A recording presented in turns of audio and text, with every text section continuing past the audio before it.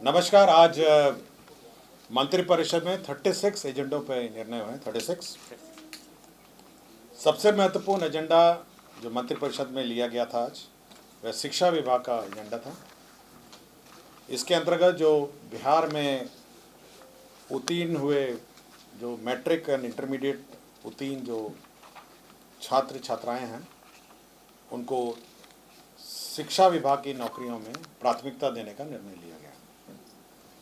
इसके लिए बिहार राज्य विद्यालय अध्यापक नियुक्ति स्थानांतरण अनुशासनिक कार्रवाई में सेवा शर्त संशोधन नियमावली 2025 की स्वीकृति दी गई है। इसके अंतर्गत जो प्रावधान किए गए हैं उसमें विद्यालय अध्यापक के पद पर नियुक्ति हेतु रिक्त पदों का 40% पद बिहार राज्य के अंदर अवस्थित शैक्षणिक संस्थाओं से मैट्रिक अथवा इंटरमीडिएट उत्तीर्ण अभ्यर्थियों से भरा जाएगा, परंतु 40% रिक्तियों के विरुद्ध तदनुसार योग्य अभ्यर्थी उपलब्ध नहीं होने पर शेष रिक्तियां 60% रिक्तियों के लिए अर्हता प्राप्त कोटि के योग्य अभ्यर्थियों द्वारा भरी जा सकेगी। इसका तात्पर्य यह है कि जो राज्य सरकार, जो बिहार राज्य विद्यालय अध्यापक नियुक्ति नियमावली में जो प्रावधान है, पूर्व में 50% जो सीट ऑलरेडी हैं वो विभिन्न जाति आधारित रिजर्वेशन के लिए आधारित रिजर्वेशन है, जिसमें केवल बिहार के मूल निवासियों को ही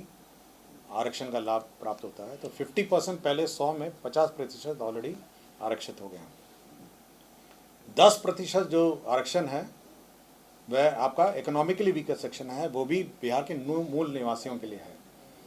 अर्थात 60% ऑलरेडी आपका 100 में 60% ऑलरेडी आपके बिहार के निवासियों के लिए आरक्षित है।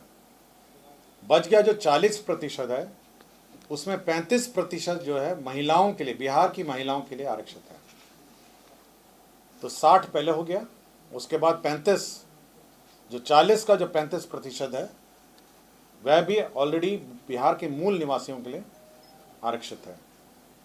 अब जो बच गया है, मतलब जो 40 में 40 का 35 भाग के बाद जो बचा, जो 65 भाग है 40 वाला, अब उसमें 40% जो रिजर्वेशन है वो बिहार के ऐसे स्टूडेंट जो मैट्रिक और अथवा इंटरमीडिएट पास होंगे उनके लिए अब आरक्षित हो जाएगा। तो मोटा मोटी अगर आप देखेंगे टोटल में ऑलमोस्ट आपका 85% से भी ऊपर, 85% से भी ऊपर जो आरक्षण है अब वो बिहार के मूल निवासियों के लिए आरक्षित हो गया है।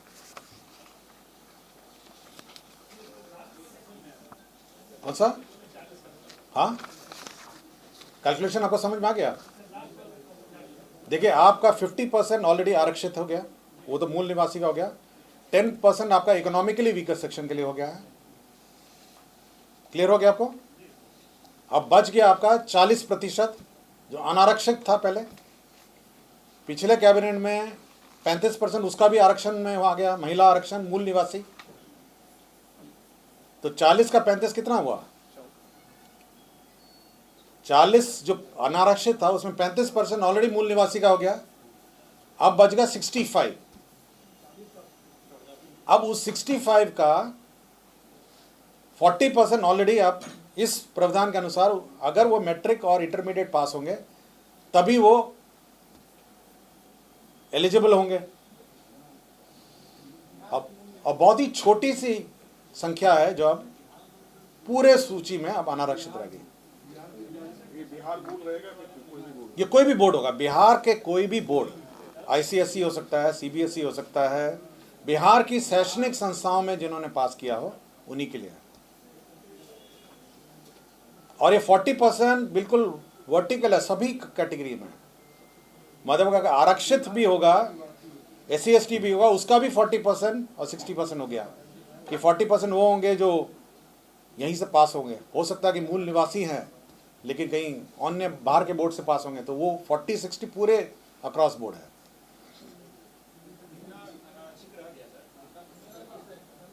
15% रह गया मोटा मोटी। 40% आपका अनारक्षित हुआ। 40% अनारक्षित में 35% ऑलरेडी महिलाओं का आरक्षण हो गया ना, और वो भी मूल निवासी वाला आरक्षण। बच गया 65। अब उस 65 का 40% आपका आरक्षण हो गया।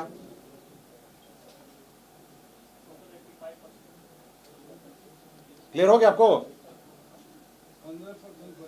हाँ, मोटा मोटी क्लियर हो गया आपको? तो मोटा मोटी डोमिसाइल पॉलिसी जो है ओवरऑल लागू हो गई है कि बिहार के मूल निवासियों को ही अब मूल निवासी या फिर जो यहाँ के मैट्रिक और इंटरमीडिएट यहाँ परीक्षा जो पास किए हैं, जो भी 10th एंड 12th उनको मिलेगा। कौन सा? बिहार के रहने वाले आप मल्टीप्लाई कर लीजिए ना। आपको अगर आप अनारक्षित, आपका 40 था, 40 में 35 हो गया आपका आरक्षण, महिला आरक्षण 40 महिला आरक्षण हो गया, 40% में 35% हो गया महिला का आरक्षण, उसमें पुरुष का रह गया 65। अब मतलब पुरुष और महिला अलग जो अनारक्षित हो गया, अब उसका 40% अब हो गया जिसने 10th एंड 12th पास किया। ये फॉर्मूला सबको समझ में आ गया? कौन सा? हाँ, जो यहाँ के 12th एंड 12th है, अगर उस कैटेगरी में आएंगे, मतलब वो नॉन, मतलब उस स्मॉल कैटेगरी, वो तो बहुत स्मॉल कैटेगरी है। उनका कहना है यदि दूसरे राज्य के बच्चे यहाँ के बोर्ड से 10th और 12th किए, हाँ, जो यहाँ पे पढ़ते होंगे ऑब्वियसली यहाँ के निवासी हो ना, मोटा मोटी यहीं के निवासी हो ना। अगर उसने 10th एंड 12th यहीं पास किया तो इस कैटेगरी में 40% में तो आएगा ही वो। सर यदि मूल निवासी हैं लेकिन matric inter out of state किए हैं दूसरे स्टेट बोर्ड से, उनके लिए क्या? उनके लिए ये नहीं होगा ना। उनके लिए तो अगर जैसे आरक्षण है, सपोज को शेड्यूल कास्ट है, जो शेड्यूल कास्ट का नियम तो अलग है, वो तो आरक्षण का नियम अलग है। मैं केवल इतना ही बोल रहा हूँ, जो अनारक्षित में भी जो यहाँ 10th एंड 12th पास करेंगे उन्हीं को मिलेगा।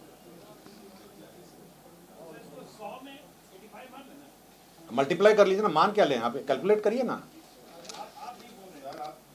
मैं एग्जैक्ट बताऊं आपको, एग्जैक्ट ठहरी, एग्जैक्ट आपको बता देते हैं।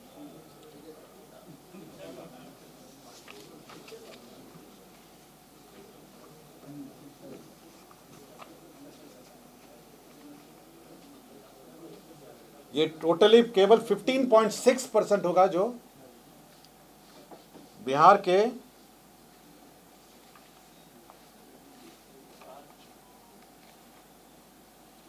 मात्र 15.6 अब बाहर के हो गए। बस क्लियर हो गया? अभी तक कितने थे सर? हाँ, अभी तक कितने थे? अभी तक तो दो नियम पास हुआ ना, पिछले बार भी पास हुआ। पहले आपका 60 था, फिर 40% अनारक्षित था, उसमें भी 35% महिला हम लोगों ने कर दिया। उसके बाद जो 65 बचा उतने ही थे, अब उसको भी घटा दिया गया है। अब केवल 15.6 जो पद ऐसे बच गए हैं, और ये दोनों के लिए एलिजिबल है। ये नहीं है कि बिहार के बाहर के, जो बाकी अनारक्षित बच गए 15.6, उसमें सब कम्पीट करेंगे, बिहार के निवासी भी कम्पीट करेंगे और बिहार के बाहर के भी। मतलब ये नहीं है कि मतलब 15.6 में भी, और मोटा मोटी अगर आप समझ लें कि अगर 10% बाहर के आते होंगे तो 15.6 का भी 10% आप समझ लीजिए, तो 1.5% 2% आपका मतलब बाहर के लोग होंगे और बाकी बिहार के लोग होंगे। मतलब आपका 98%, 98% बिहार के लोग होंगे।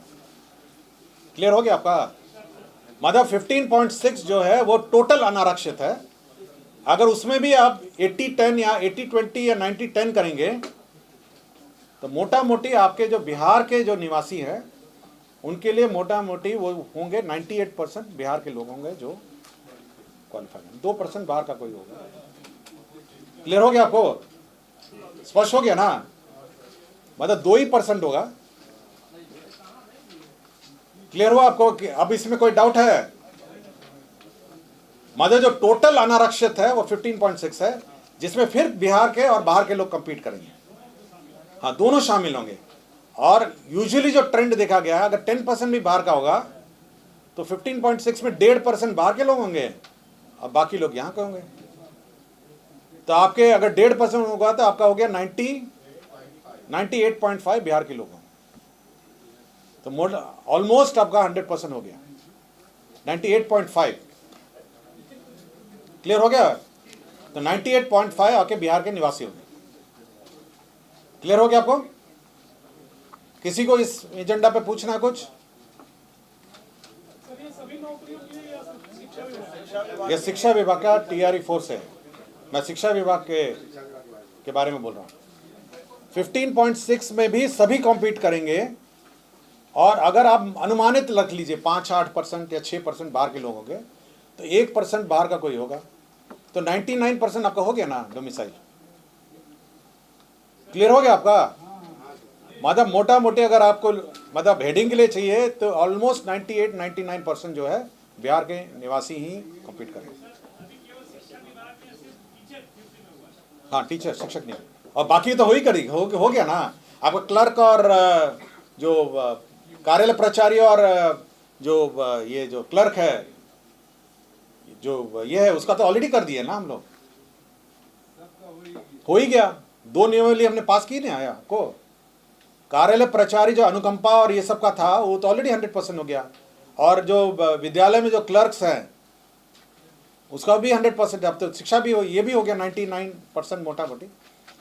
तो 99% अभी लोग जो हैं वो इसमें अब क्वालिफाई होंगे, और ये टीआरई 4 से शुरू होगा। मतलब टीआरई 4 जो परीक्षा है उसमें ये लागू होगा, और पूर्व में माननीय मुख्यमंत्री जी ने ऑलरेडी घोषणा की है कि टीआरई 5 अगले साल 2026 में होगा, और 2026 में टीआरई 5 होने के पूर्व एसटीईटी की जो परीक्षा है वो होगी।